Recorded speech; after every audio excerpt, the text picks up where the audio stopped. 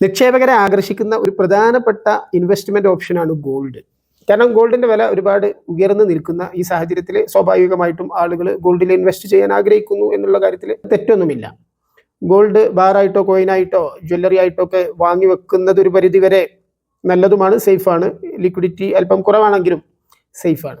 പക്ഷേ എൻ്റെ വിഷയം ഡിജിറ്റൽ ഗോൾഡിൽ ഇൻവെസ്റ്റ് ചെയ്യുന്നതുമായി ബന്ധപ്പെട്ടാണ്. ഡിജിറ്റൽ ഗോൾഡ് ആളുകളെ കൂടുതൽ ആകർഷിക്കാനുള്ള ഒരു കാരണം എന്ന് പറയുന്നത് ചെറിയ എമൗണ്ട് പോലും ഇൻവെസ്റ്റ് ചെയ്യാൻ പറ്റുമെന്നുള്ളതാണ്.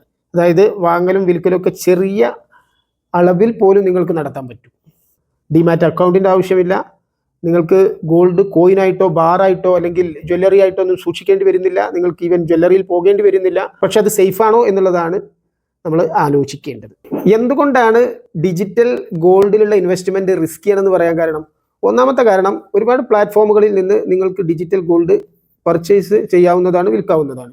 ഒരുപാട് പ്ലാറ്റ്ഫോമുകളുണ്ട്. MMTC PAMP, E Bullion, Safe Gold, Tanishq, Digi Gold, അങ്ങനെ ഒരുപാട്. ഈവൻ Paytm, ഗൂഗിൾ പേ ഇവയൊക്കെ RBIയുടെയോ സെബിയുടെയോ നിയന്ത്രണത്തിലോ നിരീക്ഷണത്തിലോ അല്ല എന്നുള്ളതാണ് ഒന്നാമത്തെ റിസ്കി ആയിട്ടുള്ളൊരു ഫാക്ടർ. അതായത് ഇവയുടെ വിലയിലോ അതിൻ്റെ ക്വാണ്ടിറ്റി, അതിൽ നിഷ്കർഷിക്കുന്ന ക്വാണ്ടിറ്റിയിലോ ഒക്കെ സുതാര്യത കുറവാണ്. രണ്ടാമത്തെ ഒരു പ്രധാന പ്രശ്നം എന്ന് പറയുന്നത് ഡിജിറ്റൽ ഗോൾഡിൻ്റെ കമ്മീഷൻ റേറ്റ് വളരെ കൂടുതലാണ്. GST 3%. അതായത് 1 ലക്ഷം നിങ്ങൾ ഇൻവെസ്റ്റ് ചെയ്യുകയാണെന്നുണ്ടെങ്കിൽ 3000 രൂപ നിങ്ങൾക്ക് GST ഇനത്തിൽ തന്നെ പോകുന്നു. അത് നിങ്ങളുടെ ലാഭത്തെ ബാധിക്കും സ്വാഭാവികമായിട്ടും. പിന്നുള്ളൊരു പ്രശ്നം എന്ന് പറയുന്നത്, നേരത്തെ പറഞ്ഞ പോലെ പല പ്ലാറ്റ്ഫോമുകളുണ്ട്. പല പ്ലാറ്റ്ഫോമുകളിലും പല വിലയാണ്. വിലയുടെ കാര്യത്തിൽ ഒരു ഏകീകരണമില്ല, സുതാര്യത ഇല്ല. മാത്രമല്ല, ഏത് പ്ലാറ്റ്ഫോമിൽ നിന്നാണോ നിങ്ങൾ വാങ്ങിയത് അതേ പ്ലാറ്റ്ഫോമിൽ മാത്രമേ നിങ്ങൾക്ക് വിൽക്കാൻ പറ്റൂ. ഇത് ലിക്വിഡിറ്റിയെ ബാധിക്കും.